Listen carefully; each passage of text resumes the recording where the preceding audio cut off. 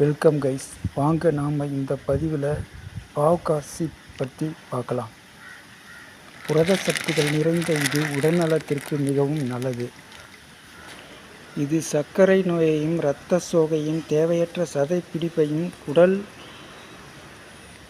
பிரச்சனையையும் படர்தாமரையும் இரத்த புற்றுநோயையும் குணப்படுத்தும் சக்தி இதற்கு உள்ளது.